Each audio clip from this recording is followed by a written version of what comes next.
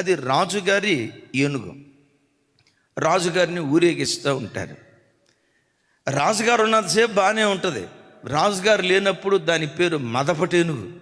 ఈ మావటివాడు తన ఇంటి దగ్గర నుంచి రాజగృహానికి ఆ ఏనుగును తీసుకుని వెళ్ళేటప్పుడు అది దారి వెంబడి వెళ్ళేటప్పుడు మామూలుగా వెళ్ళదు. దారి వెంబడి వెళ్తుందా? అక్కడ అటికాయల దుకాణం కనపడితే అటికాయలు గెలగెల లాగేసి కాళ్ళ కింద పెట్టుకుని తింటుంది.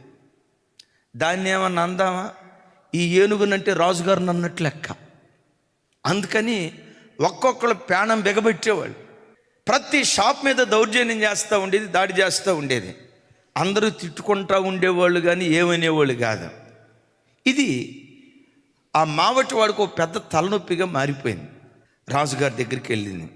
ఇలా జ్ఞానుల సభ ఒకటి ఉంటే అది దారి వెంబడి వచ్చేటప్పుడు ఎట్లాంటి తొంటరి పనులు చేయకుండా ఉండాలంటే, కంట్రోల్ తప్పిన పనులు చేయకుండా ఉండాలంటే ఏం చేస్తే ఇది సక్రమంగా మార్గంలో వస్తుంది అని అంటే, ఈలోపు ఒక ఆయన మేధావి అన్నాడు, ఏం లేదు రాజా, అది దారి వెంబడి వచ్చేటప్పుడు దానికి ఏ పని చెప్పలేదుగా, ఒక పని చేయండి.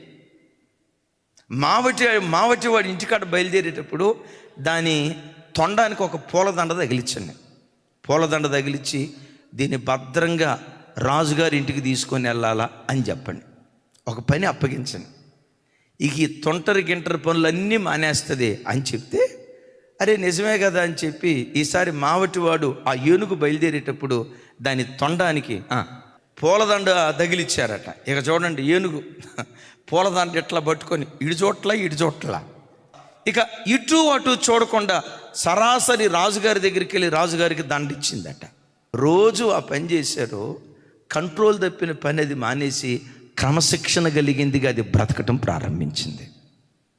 దైవజనమా, కూర్చొని పగటి కలలు కాదు, ఇక్కడ ఓ 10 సంవత్సరాల తర్వాత నా కుటుంబం ఈ స్థితిలో ఉండాలి, ఆర్థికంగానైనా ఆత్మీయంగానైనా ఆరోగ్యపరంగానైనా.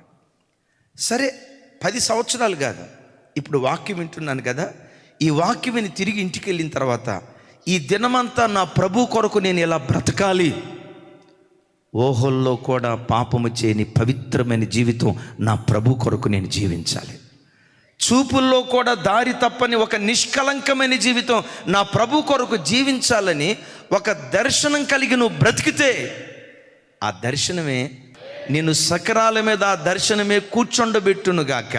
దైవజనమా, నీ బ్రతుకులో నీకంటూ ఒక దర్శనం ఉంటే ఆ దర్శనమే ఒక డిసిప్లైన్డ్ బిలీవర్గా నేను మార్చడం ప్రారంభిస్తుంది.